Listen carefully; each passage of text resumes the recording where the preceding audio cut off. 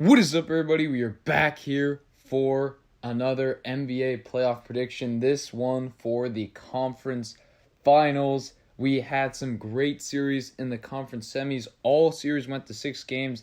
Had a couple game 7s. Unfortunately, they were not very close, but hopefully we get a couple more in this round from an entertainment perspective. So in these matchups in the Western Conference, we got the Mavericks and the Warriors, and then in the East, we have the Heat hosting the Celtics.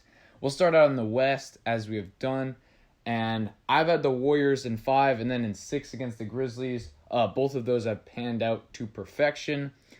In this one, I'm going to be taking the Warriors in 6 games to defeat the Dallas Mavericks. Now, I've been shocked by how this Dallas Mavericks team has played. I didn't think they'd beat Utah, but that was due to my fear of Luka Doncic not playing with his injury to his calf. But then in this series against the Suns, I said it would go 6. I thought Doncic would have a couple great games, but ultimately the Suns would be the better team. Now, I think it was the Mavericks. Doncic played very well down the stretch of the series. And then the role players played great as well. You had Dinwiddie, Finney-Smith, Brunson, of course. Everyone really contributed in Game 7 as well. But also the Suns just completely folded on the road. And then in Game 7 at home, they'd won all of the games in Phoenix. And then Game 7, they just didn't even show up to play. But in this one, I think that the way that you beat the Golden State Warriors is you have to punish and exploit them inside because that's their one deficiency. The Grizzlies did it well later on in the series with Steven Adams and Jaren Jackson, but even they couldn't really do it enough for the Grizzlies to fully capitalize.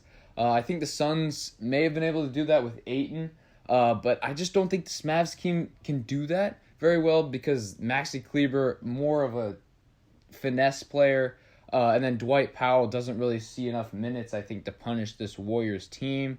So I think it's going to come down to guard play, and Steph Curry, Klay Thompson, and Jordan Poole, if they're making their shots, there's nothing this Mavs team can do. Now, there were some games in the Memphis series where not all 3 of them were on their game, and that's where this Mavs team can capitalize, but still, it's going to take a team effort from the Mavericks more than just Luka to win this series. And I just don't see enough from the Mavs on the defensive end. Obviously, you've got Reggie Bullock, who's going to play some lockdown defense, but I just do not think they will be able to thwart the shooting from the Golden State Warriors, which is why I picked Golden State to win in 6 games there. Now we go out east to preview the Heat and the Celtics, and I can tell you one thing. This series is going to 7 games. These teams are so evenly matched, well coached. This is going to be some great basketball. I anticipate some very close finishes in this one, and it's going to come down to star players and then bench players, role players for these 2 teams. Both of them have an incredible amount of depth. The Heat, you're talking Max Strus, Gabe Vincent, Duncan Robinson, Tyler Hero, and then the stars Jimmy Butler and Bam Adebayo, and then not even to mention Kyle Lowry and Victor Oladipo there as well. And then the Boston Celtics, I mean, perhaps the best player in this series, or maybe even in the playoffs, is Jason Tatum. I mean, he just asserted himself all over the Nets and the Bucks in the first 2 series. And then you got Jaylen Brown looking dynamic against the Milwaukee Bucks. And then Grant Williams, he's just knocking down all these threes, playing heroic defense. So I think the Celtics will have a leg up. They also have Robert Williams down low. So I think the Celtics have a narrow advantage just from the standpoint that they have the best player in the series. Now, I didn't even mention Marcus Smart, and he will play a lot better than he did in the Milwaukee series, although he did have a good Game 6 and Game 7 there. So with all of those things, I think Boston wins Game 7 in Miami to punch their ticket in the finals.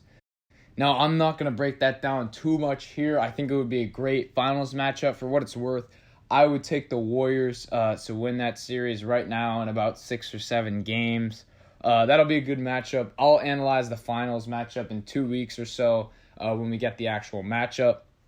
But those are my playoff predictions from the conference finals onward. Let me know what you guys think in the comments down below. As always, be sure to like and subscribe, and I will see you all in the next one.